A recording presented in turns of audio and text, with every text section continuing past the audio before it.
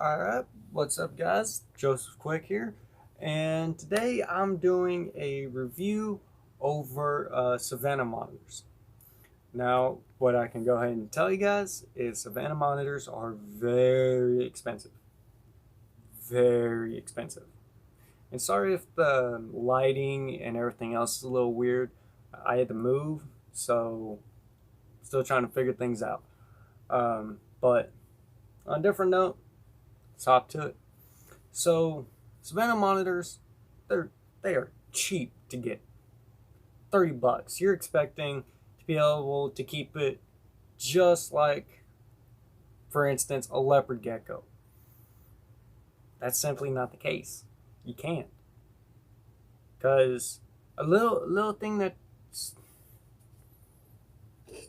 as big as this can, it's tall, turns into something 3 to 5 foot. 5 foot is the max and the record Savannah monitor. I just say 5 foot because there is that possibility, but you have to think about that. That is a large reptile you got for $30. Once it gets full grown, you need a custom enclosure. You can't keep it in a huge tank because they don't make one large enough. It's like tanked, tanked. You guys, give me a second. The show where you go and pay these guys to build you an aquarium. They have to custom build everything. Exact same thing. Either you find somebody that's going to build it, or you find some that come pre-made. You just got to put it together, like such as IKEA furniture, or you make it on your own. So that's already expensive. And the second thing is going to be the substrate.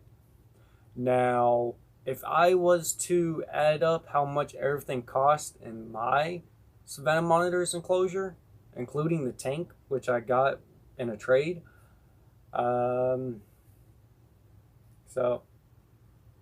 I would say maybe about $300. But the substrate I have in there is some out from my mom's garden. It's screen compost mulch and wood chips and peat moss. And it's awesome. It's awesome. He loves it. He loves it better than Lugardi substrate, better than Zoom Med, Zilla, cocoa fiber. I've tried various types of substrate, but this mixture, he loves it so much. And yes, everything I listed is organic, is 100% organic. So, yeah. But the next thing is lighting. Lighting, whenever they're still small, you're thinking, it's not that big of a deal. Until you realize that what they need. They need at least 110 basking spot with 85 ambient. Let that sink in for a second. With 50 to 70% humidity. Let that sink in for a second. Think about that. You need at least 100-watt mercury UVA and UVB bulb. Think about that. In order to be able to even reach the proper amount. Think about that. And then water. If you have to pay your if you don't have a water well, but yet you live in the city, think about your water cost, because you constantly have to spray it down to get the humidity up high. You will have to change out the water bowl at least 2 times a day. Well, I do. Some people say once a day, once in the morning, or once at night. I do it twice. Once in the morning, once in the afternoon. But yeah. And then food. Food is extremely expensive and extremely crucial. This is one thing a lot of people get wrong. You think that a lizard that's 3, 4, that's going to be anywhere between 3 to 5 foot long, fully grown, is going to eat mice, rats. In actuality, they don't. They don't. They actually eat insects. They're insectivores. Now, if they can't find any insects for whatever reason, and they happen to stumble across 1 or 2 mice, they'll take that advantage. But their primary staple diet is insects. Now, every week I spend $6.06 exactly on 40 large crickets. Well,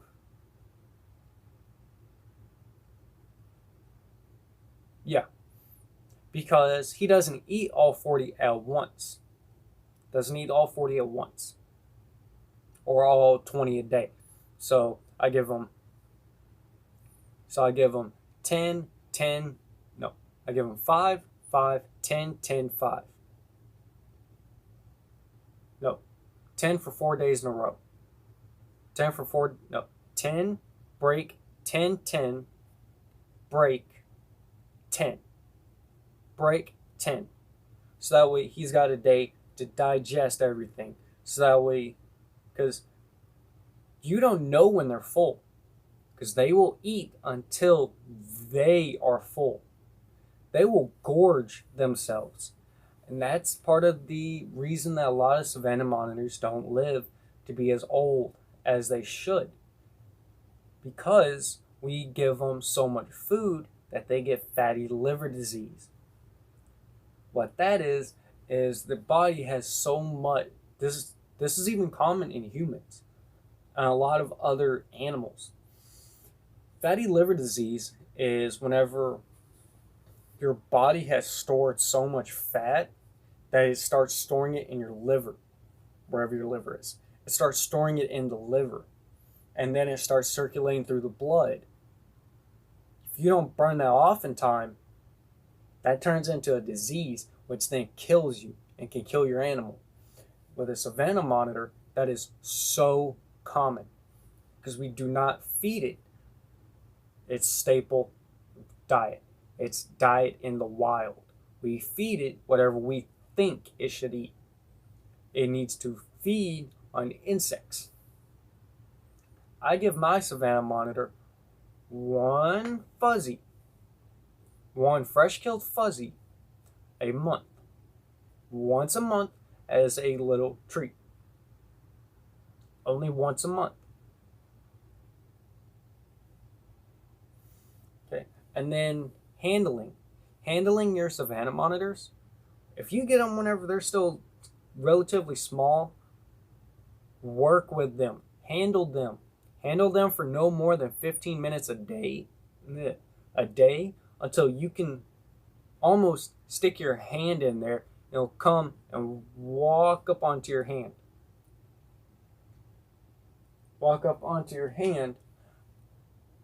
Then you know your handling has worked. Because once they get larger, their nails get larger. Their bite gets so much more powerful. My Savannah monitor, is the only reptile I have ever been bitten by that has drawn blood. I have been bitten by other animals, snakes, other lizards, but Houdini is the only one that has ever drawn true blood. Not just a little drop, drip, drop. No, true blood. Where I actually had to bandage myself up. And I'm glad he was still tiny, but if he was larger and did that, that's a hospital visit immediately. Okay, so that was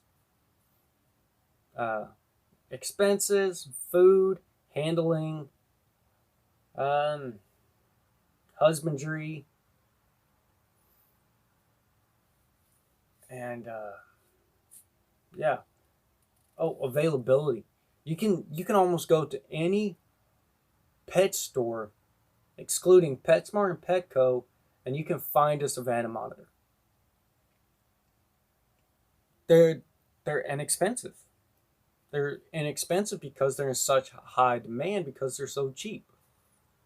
The supply is here, and the demand is high as well, is just even. So they're almost the exact same value all the way across the board, no matter where you go. And yeah, they're cheap. They're cheap to get. But once you realize that what all you need in order to make sure that they have a good, nice, healthy life, you realize that that's the biggest scam of all. Because you're expecting it to be, like I said in the beginning of the video, you're expecting it to have husbandry like a leopard gecko. It's just not the case. It's not the case. But nonetheless, if you know that you're ready for a Savannah monitor because you have enough space, you have enough time and enough money, and you have experience with other large reptiles, go for it. Go for it and get one. So, but now if you want a monitor that's not going to get huge, but you still want one that's still going to be relative, that's still small, get yourself an Accu monitor. They don't get much larger than a Coke can. So, with that being said, be smart.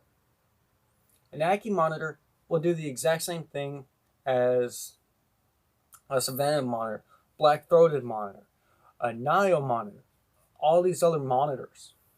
That's the exact same thing, but the consequences, if you mess up, are so much better than with a large lizard, with a large reptile. So on my board, I give the Savannah monitor about a 2.5 to 2.8 on my scale of 1 to 5. But that's because I have access to a lot of this stuff, the enrichment. I have access to enrichment all around me. I have access to a lot of substrate in one area and a lot of it. Slate. I have a large amount available to me for hotspots. I have a lot of space. I can put them in the backyard once he gets large enough. So once again, if you think a Savannah monitor is good enough for you, but yet you have one question, like, do I make enough money? Don't even think about getting a Savannah monitor. Go with something else. But alright, that's the end of this video, guys. Have a good day, and remember, always stay prepared. Peace.